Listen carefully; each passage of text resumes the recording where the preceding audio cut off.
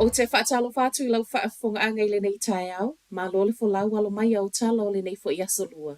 E iai lei tu e benefiti ai se vaenga o whanau mai le vai o whanau I wasenga fua I le mawalulunga o tau mawhainga I tutono o potu a onga. Peitai, I le au te lenga, e le o manui ai le to o tele, ma o le tala whaanoa noa o whanau Maori ma Pasifika, lea olo o a fia ai. O le asa nafi o whaalau I loa I le fuafuanga fōwolo o taita ia e tangata Maori wa tā ua, o le kōkirehia ma o lea o lo iai whaatasi le matanga luenga wa onga, o taita ai iwi, New Zealand Qualifications Authority, o fiso o lo toa ilo ina o onga, Post-Primary Teachers Association, ma le tele o kulupu. I le taimi nei o le silia ma le valu se fulu pasene wa onga, o le olo o whaonga ina le whainga lea etu ese I whana wa onga, e mawala lalo tau ma whainga I wasenga mawala lalo. Mai peise iwa mawala loai ma o onga I tu ina atu I whanau ia, ma atili telengi se ilo lato wola sa ili. O le lua whenua tasi na folisia I lumo al palemia Chris Zipkins a o avelea ma minista wa onga I lea taimi. Fa ama o ninga o le leai o se whainga tutusa I le whainga lea etu ese I whanau e vai tau mawhai. Ma whanau wa mawa e tau mawhai tutono potu a onga. Ma o whanau Maori ma Pasifika a toai ma I lato o yeimana onga whapitoa. Lea te lelo lato wa afianga mai fetu una inga nei. O le tau mawhainga na whaalawi loa na nafi, o lo o sauai o le tau sanga I lua fetolu se fulu, e ta tau wano o atu iai ua le o toe wha o ngā ina ia o ngai tutono New Zealand. Mai mai I lato o lo o tu whaatasia, e lava lea taimi mō tā penanga ai mai se lava I wha ia onga. Ua maua le minister fo o leo. O le afiafia na nafi na whaamauti no mai ai ele li pa le mia Chris Hipkins, ua filifilia Jenny Anderson e nā te wa aial matanga luinga o leo. O Anderson na vei masui o le Labour mai le lua afe ma le tolu, ma o se tasi o minister e fo e le kapeneta e peo na whaatau ai I le masina tālu ai. Ina ua whaeloa mai le whaatūlanga na fo al kapeneta Chris Hipkins ina ua tūlai mai e suia Jacinda Ardern. O le whaeunga na whaeloa mai le palemia na alo ia I lava I lea taimi ana nafi, ma o se tasi na tā ua e le palemia I tele tausanga o ngā lua I le matanga luenga o leo. Ma e lava lona malama le whaatau tainga o au nanga wha leo. Talu mai ona tūlai mai le Labour I le lua afes fulfitu, ua lona lima I le tamaita minister fo ia Anderson, minister o leo, ai ua wha lima o na sui.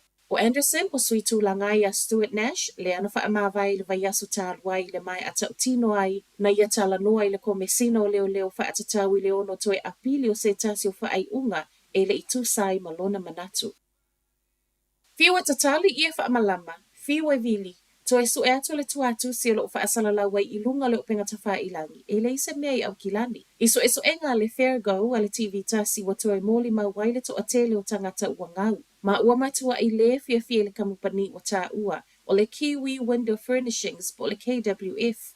O le kamupani le nei o lo wha asalalau, e yailo na ofisa I North Shore, a toa ai male no fuanga o lo su I ai ia wha amalama. Peita ia o atu e ese le kamupani ia wha amalama I ana le tuatusi. Wata uai fo e reporti le fiwe vili e le talia le telefonia le li pule ia VJ Posale ma o ia fo I lea na tele I na whailoa I mapaanga I o lātou fale ma fua mai ia wha malama. A o le fia ile to a tele ma fiwe tuli le li pule o le mea sao wa ngau le Kiwi Window Furnishings po le receivership ma o lo o wha mua ai tāla fu tutongi. A o whai mai le ipule I tāla le One News o lo o anga e toi tutongi tu pia paanga wa le ma whai o na wha amalia ina la tō oka. Eso enga le fair go e le ai ma se isi wa toi wha afo I tupe ma o nisi e o atu I le ono a wheta la ua ngā wai. Tele tupe e alu ili wha asoa ino ta avale matangata whewa I taimia whai ai awala ma u whai mai ai malapule nu o au kilani wa tatau na va ai I nisi whai ngā fau tu I titi ai tupe alu.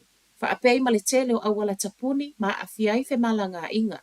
Fina ngalo leo Wayne Brown ma ufai mai le Auckland Transport. E whaamala malamatu le salau fast 5 miliona o lo whaaluai. Ato ai ma le whaataita e o seisi whainga I paketi le iai tupe. O le tele na wao cones wha o ngai tapuni ai awala. O le umi a tapuni ai se lei.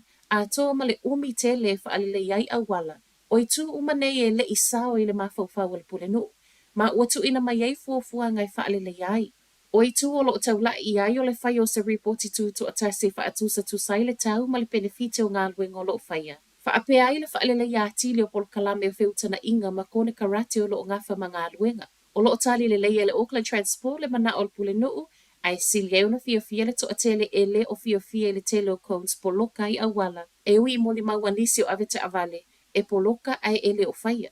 Ai mai tangata ngā lulu ai lungo awala pe ona moli mawaile le tio New Zealand o cones nei o lo muli ta ia lava le ta iala. Mole pui ngole saunga le mu o tangata lau tele.